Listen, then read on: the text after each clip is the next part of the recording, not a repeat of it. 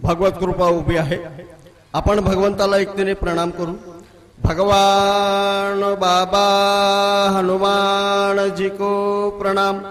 महान त्यागी बाबा जुमदेव जी को प्रणाम। परमात्मा एक परम पूज्य परमात्मा एक सेवक मंडळ वर्धमान नगर नागपूर बाबांच्या आदेशानुसार मंडळाच्या वतीने आज भिवापूर या शहरामध्ये या परिसरामध्ये भगवत कार्याचं आयोजन या ठिकाणी झालेलं आहे। आणि या भगवत कार्यामध्ये सृष्टीचे विधाता जगाचे करता स्वयं भगवान बाबा हनुमानजी उपस्थित आहेत। भगवंताला माझा प्रणाम। आपले जीवनदानी महान त्यागी बाबा जुमदेवजी उपस्थित आहेत। बाबांना माझा प्रणाम। त्याचप्रमाणे आपल्या आई मातोश्री वाराणसी आहे ह्या सुद्धा उपस्थित आहेत। आईंना सुद्धा माझा प्रणाम। त्याचप्रमाणे परमपूज्य परमात्मा एक सेवक मंडळाचे अध्यक्ष महोदय आणि आजच्या या कार्यक्रमाचे अध्यक्ष महोदय श्री माननीय राजूजी मदनकरजी साहेब उपस्थित आहेत। साहेबांना माझा नमस्कार। त्याचप्रमाणे उपस्थित कोषाध्यक्ष प्रवीणजी उराडेजी, त्याचप्रमाणे मंडळाचे सहसचिव मोरेश्वरजी गबणेजी, त्याचप्रमाणे संचालक फकीराजी जिपकाटेजी, संचालक टिकारामजी भेंडारकरजी, संचालक वासुदेवजी पडोळेजी, संचालक विठ्ठलरावजी क्षीरसागरजी, त्याचप्रमाणे आजच्या या कार्यक्रमाचे आयोजक नितीनजी चौधरीजी, गजाननजी दूधपचारेजी, संयोजक या परिसरातले मार्गदर्शक कार्यकर्ता अन्य सेवकगण, उपस्थित मान्यवर मंडळी,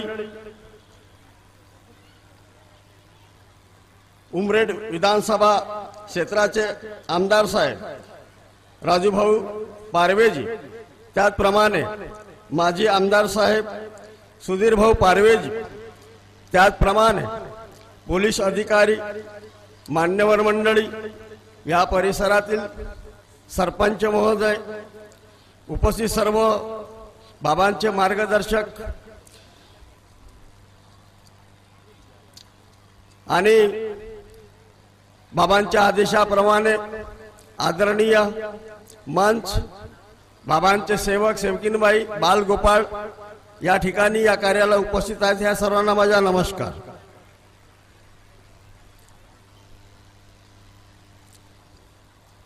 महान त्यागी बाबा जुमदेवजी यांचा जन्म एका गरीब घराण्यामध्ये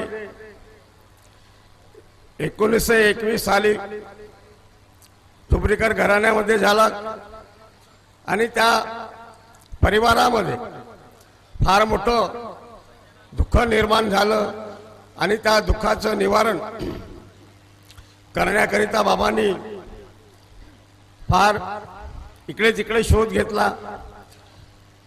त्यानंतर दुःखातून कसं मुक्त होईल, अचानक एक व्यक्ती येऊन त्यांना संन्यासाचा मंत्र दिला आणि त्या मंत्राच्या आधारावर महान त्यागी बाबा जुमदेवजीने एका भगवंताची प्राप्ती केली आणि या जगामध्ये आपल्या परिवारातलं दुःख नष्ट करून या जगामध्ये जे काही दुःखी कष्टी परिवार आहेत, लोक आहेत, त्यांना या दुःखातून मुक्त करण्याकरिता त्या भगवंताला म्हटलं की माझं दुःख दूर केलं, फार मोठं नवल झालं नाही आणि या जगामध्ये दुःखी कष्टी जे लोक आहेत यांचं काय, यांचा वाली कोण।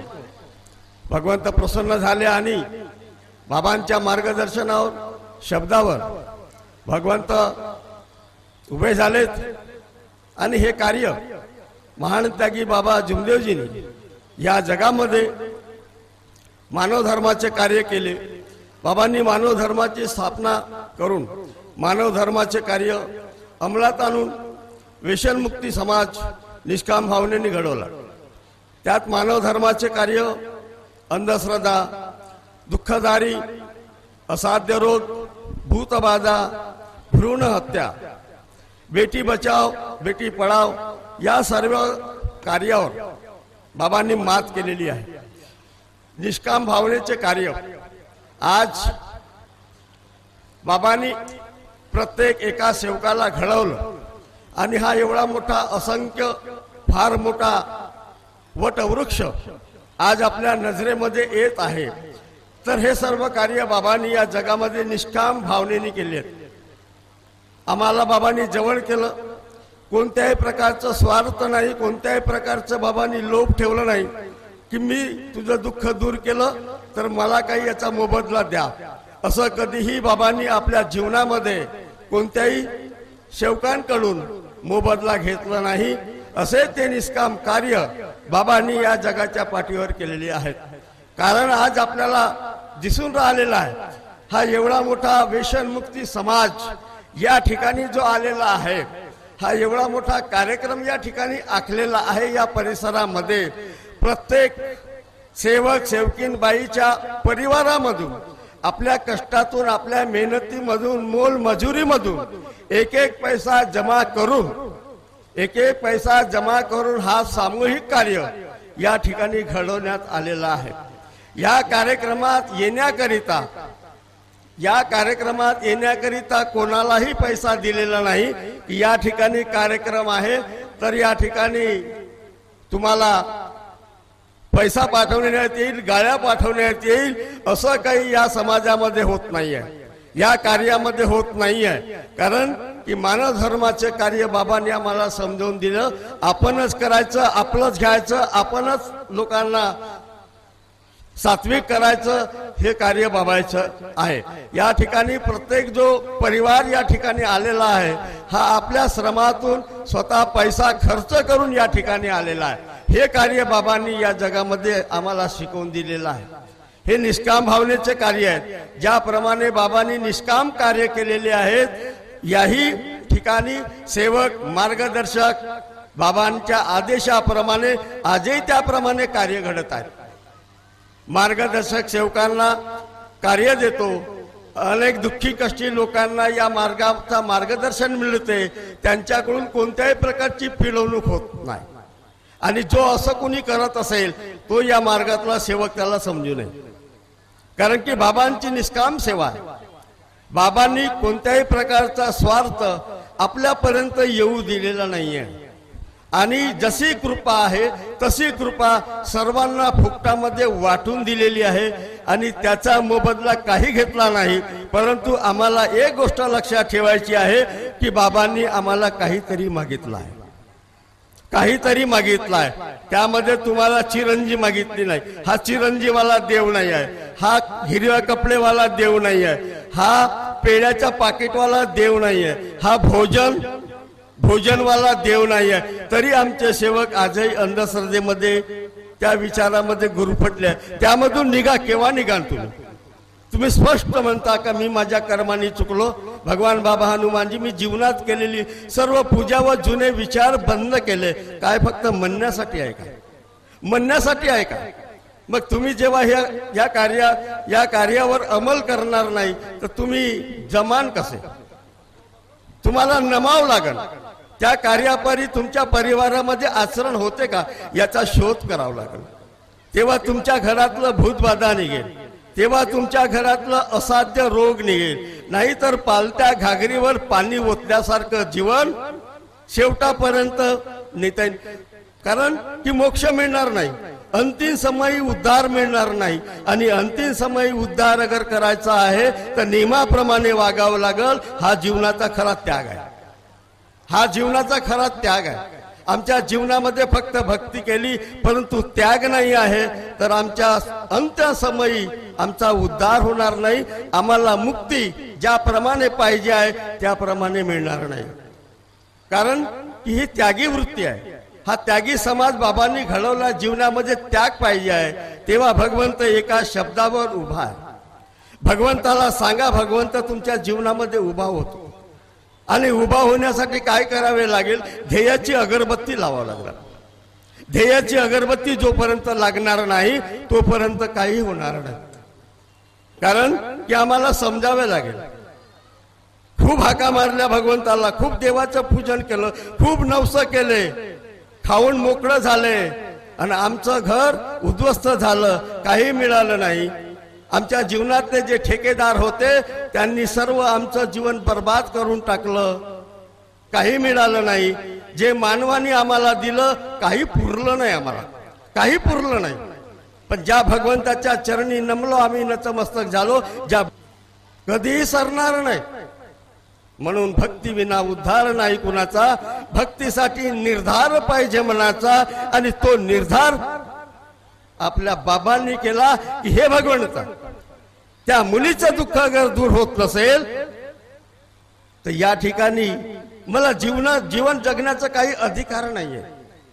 मी माणूस आहे, मी धंदा करणार, पोट भरणार, परंतु त्यातूनही मला काही सतकार कर्म करायचे आहेत. आणि ते सतकार कर्म अगर माझ्या हाताने घडत असेल, त्या परी मी जन्म घेतला असेल तर ते दुःख दूर करा, अन्यथा मला या धर्तरीवर जगण्याचा काही अधिकार नाही. आताच उचल. हा संकल्प आहे. तुम्हीही संकल्प केला. आमच्या प्रत्येक घरामध्ये कोणाला कोणतं दुःख, कोणाला कोणतं दुःख, हे भगवंता आता तर काही जगण्याची काही आमच्यामध्ये क्षमता राहिली नाही.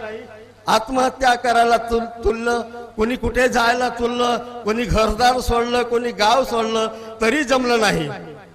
तरी जमलं नाही.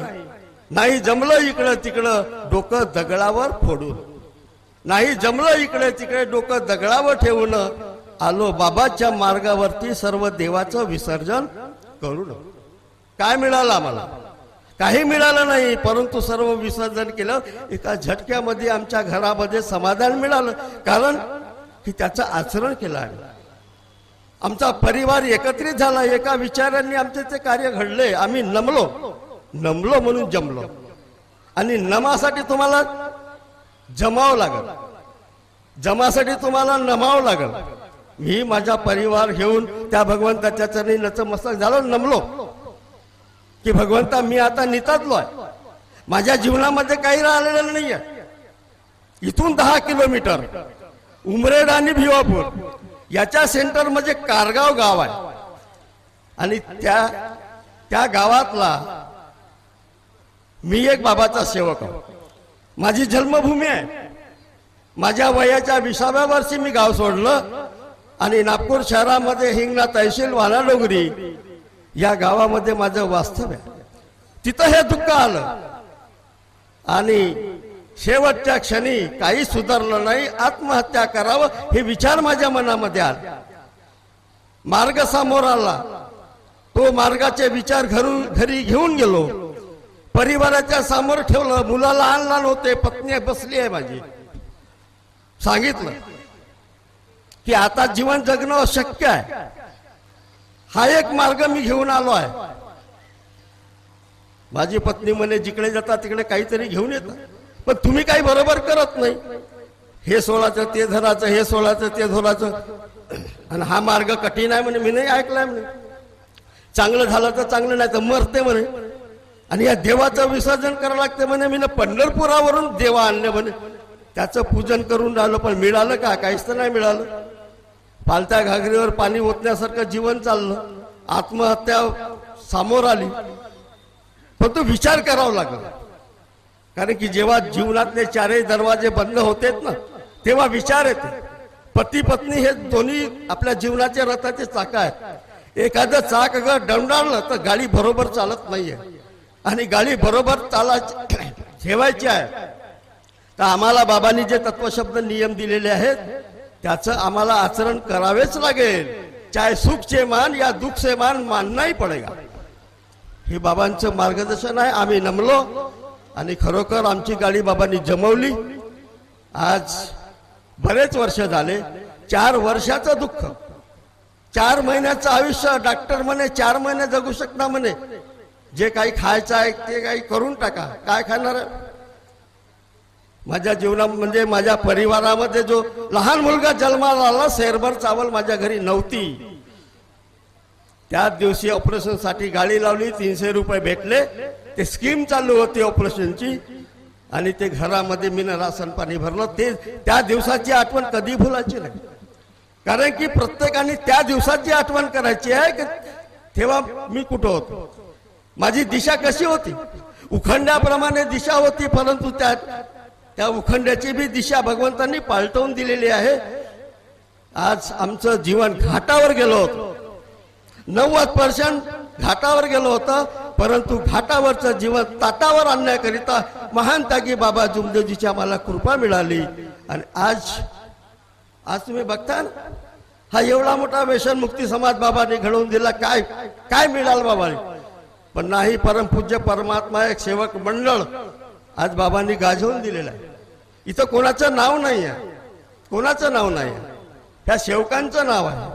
म्हणून आपल्याला, कारण की या कार्यक्रमाची सांगता वेळेनुसारच व्हायला पाहिजे.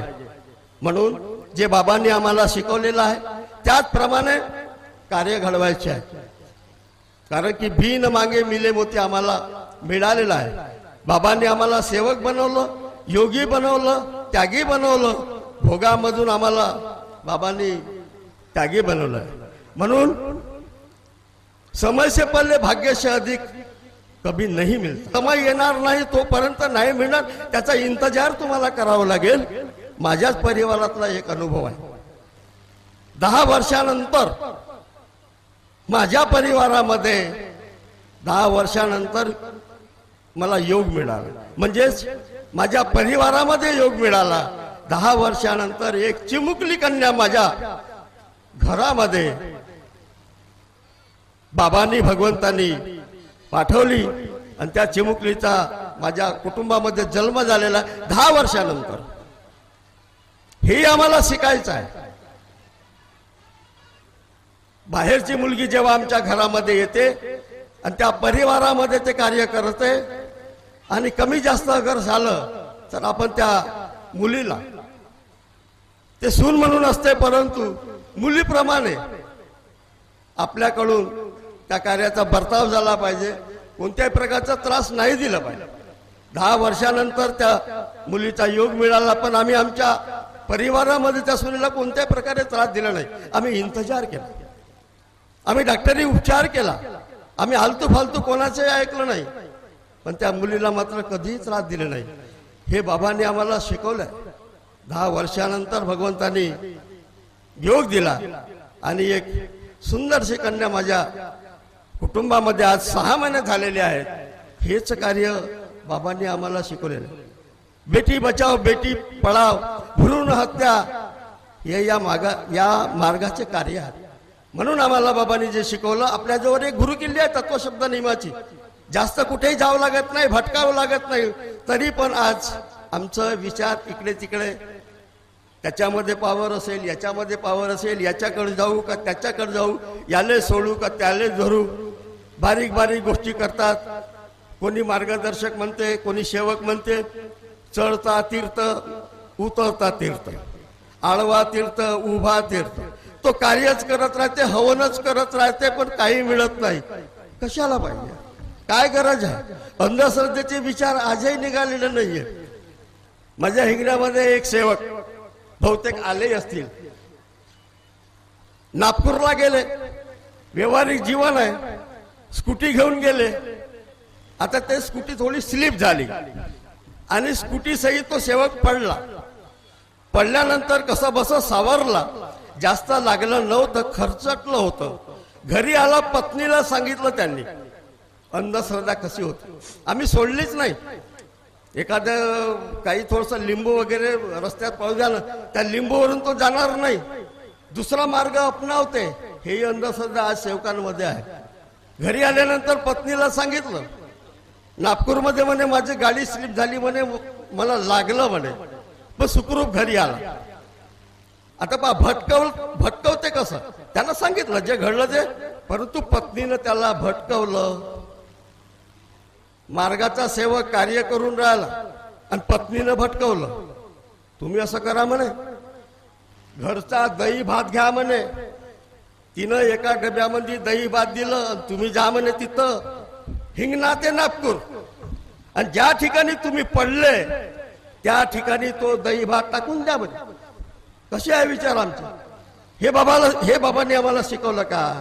कुठे गेले आमची अंधश्रद्धा? कुठे गेले आमचे विचार? मुलगा अगर रडला, पिरिक पिरिक हगवला, दीट काढा म्हणते. त्या बाया आल्या म्हणते, पोरग इथं होतं म्हणते, त्या पायात होत्या म्हणते, त्या मुलीकडे टकल मकळ दीटच झाली म्हणते. काय दीट आहे? कुठं आहे दीट? कुठं आहे टोक? अरे काही नाही आहे. बाबांच्या मार्गावर बाबांसोबत जेव्हा सेवक सेवकिनी जात होत्या, लहान लहान लेकरं घेऊन जात होते. काय कोणाला दीट होते हो? आमचे विचार तसे आहे म्हणून होते, नाही तर काही होत नाही. म्हणून या मार्गाला समजा, विचार करा. कारण की समोर खूप परिस्थिती खूप आगळी वेगळी आहे. या सतसंगाचा आधार आपल्याला बाबांनी शिकवून दिलेला आहे. आमचे जे नातवंड आहे, आमचे जे मुलं आहे, यंग जनरेशन आहे. कारण की सुभाषचंद्र बोस यांनी जवानाला सांगितलं, मैं तुम्हें आजादी दूंगा, तुम मुझे खून दो. तुम मुझे खून दो, मैं तुम्हें आजादी दूंगा. देश आजाद झाला. त्याप्रमाणे बाबांनी सुद्धा आम्हाला मागितलंय, तुम मुझे सत्य मर्यादा प्रेम का आचरण दो, मैं तुम्हें जीवनदान दूंगा. मलाही जीवनदान मिळालं. मी तर मेलो होतो ना, आत्महत्या करायला गेलो होतो ना, मलाही जीवनदान मिळालं ना, तुम्हालाही जीवनदान मिळालं. आज चांगलं गुडगुडीत, चांगलं गुलाबाच्या सौंदर्याप्रमाणे आमचा परिवार आज जगून राहिलेला आहे. हेच आम्हाला बाबांनी शिकवलेलं आहे. आणि वेळही झालेला आहे, म्हणून याच ठिकाणी मी माझ्या शब्दाला विराम देतो. धन्यवाद. नमस्कार.